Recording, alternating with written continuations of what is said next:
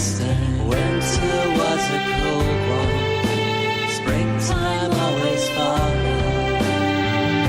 So keep us in mind until tomorrow.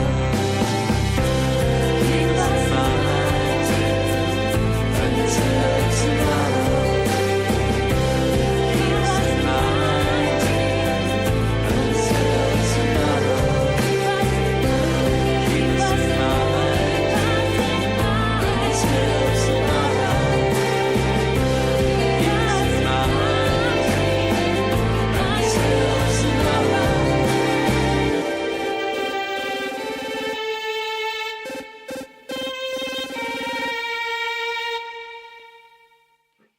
Right on. Keep me in mind, Lemonade Kid. Now, this one, I love the backup vocals, and it's pretty cheery and fun. Well, like I really enjoyed this one. It was short but sweet one, but man, like this one had a lot of power to it. I just really enjoyed it. Do you know what? My one regret about this song is that I should have called it "Keep Us in Mind," Right. because it's kind of the bit at the end where it's like "Keep us in mind," and "us" can also, particularly in this country, I suppose, is used as a bit of a slang term for like me rather than us. Right. It's like the royal we kind of thing. So I kind of regret that I didn't call it "Keep Us in Mind" because that would have been a little bit better. But you know, there we go. I can call something else that now. So Actually, you know what? It's funny that you mentioned that, Dom, because a friend of the shows and Mike and I, Dave from Grasscutter, he tends to do that quite a bit. No, he said, well, us did this, and then so it's like as soon as he said that, it's like I know exactly what you're talking about because Dave does it all the time. Dave's from Newcastle, so yeah, there you go. That's kind of what I mean. It's a bit of a northern thing, I suppose. But yeah. But then I always think once the song's out there, then you can't really have regrets. It's like sometimes you'll listen and think, oh, you know, that bit guitar's too loud, or you know, that drum's too loud, or that shaker's too loud, or too quiet, or whatever. So, but you know, they're out there now. So I wish them well. No, you know, you're one of the few artists to say that because I mean, I'm not gonna say generally because that's, for lack of better words, generalizing too much. But a lot of musicians will say, a song's never actually finished, and then there'll be those who say, yeah, they are. You might want to change it a little bit. So they go back and they do like a reprise or a remix. But a lot of times too, they're like, I still like the original better.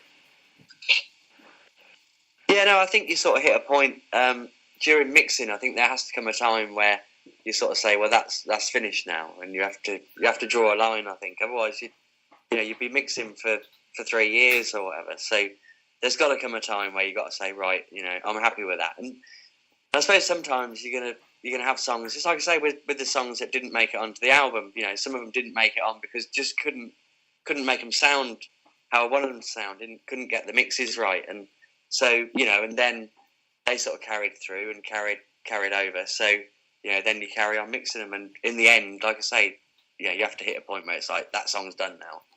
And you do get some which you can just never finish. Right. And, you sort of cast them to one side, I suppose, and that's how it goes sometimes. So I suppose you probably kind of answered my question, but maybe not correctly. So at what point, I was going to say at what point is a song finished, but I'm going to rephrase it because you have answered that. So at what point is a song finished enough that you go, let's release it, let's put it on there? What's your kind of cut off? And just to set a bit of context, the reason I asked that is because I always think it is a continuous process. My singer is constantly going back and going, I wish I'd done that, or I should have done that, or we wish we'd done that, or next time we record we're going to do it like this, or should we re-release this? It's like, no, just leave it. Once it's out, in my opinion, it's out and it's done. But what is it for you that's kind of, okay, this is the point where it's out? What's the what's the point where you feel comfortable and happy with that? I think again, it's one of those things you just sort of know when it's there. Jared's very much like you were saying just then, that he'll keep saying, I want to do that bit again, I want to do that. It's like, well, there's only so many minutes in the day, we can't just keep doing it over and over again. There has to come a time where you have to sort of say, right, that's done. You might be able to do it better, but sometimes you'll do it again and it's not better, or sometimes it's like I say, there has to come a time where you got to say, right, that's it and that's done. And I think sometimes you just sort of know, that it hits that point and that's it, and it's like, yeah, that's actually ready now. I won't say which song, but I actually did 46 takes of a guitar solo. And in the end, we picked, I think it was take 3 or 4 because it was the best one. Just, by the way, Mike, Emma's smiling and nodding her head right now and shaking her head right now. It was one of those where I was just like, I'm sure it was like one with fucking triplets in it or something. I was like, I'm sure that's not quite on the beat. I'm sure it's not on the beat. I kept doing this bloody thing and then got more and more pissed off with it. And then we went back and it was like, oh, actually, you know what? Take 3 is really good. So we did that. But I guess there's 2 different things there, isn't there? There's doing like loads of takes, and you're right, there's only a certain amount of minutes in the day. But then there's also like different mixes as well. So is it similar? It's just, for you, it's, do you know what? That's the mix I like. I'm going to go with it. Or do you sit there and go, oh, it's not quite perfect, but it's good enough? Or how do you feel in that moment where you go, let's do this? Because there's an element of risk, isn't there? You're putting your soul on the line, really. So what's your comfort zone with that? Well, firstly, you know what you say about take 3 is generally the best one because you've warmed up a bit by then, and that is anything after that is just downhill all the way. With the mixing side of things, again, it's how I'll sort of go about it. I'll get everything at a sort of level where it kind of feels about right, and as I'm recording, I'll sort of go into that process of trying to get things at the right kind of level, and then so when you come to mix, you kind of almost halfway there, and then it's just, at the moment, what I'm doing with the mixing, I'm putting a lot of little sort of, little pans that probably no one will ever hear, because, now, we hear them. No, that was one of my things, mate. I was going to ask you about all your pan, and we definitely hear them, mate. Yeah, well, that's the thing. A lot of people say, oh, I've just listened to that on headphones, and it sounds really good, and it's like, well, that's great, because a lot of people, they'll listen to it on, I don't want to say the word, but Spotify, and it's coming out of, say, some iPad speakers or something, and then you're not really picking up any of what someone's actually sat down and spent 26 hours actually mixing and putting those little tiny tiny bits of reverb or tiny pans and so on. People don't hear them on Spotify coming out of their iPad speakers, but then other people will turn around and say, I've just listened to that on my headphones, and it's a whole new world kind of thing. So it's worth doing because just for that, so it's all those little touches that you can put in, and that's when I suppose you reach the end, because you've put all the nice bits in and it just sits right, and it's like, yeah, there you go, that's done. Fair enough. And you know what? Oh, sorry, go on, mate. Okay, just before I forget, a couple small sidetracks.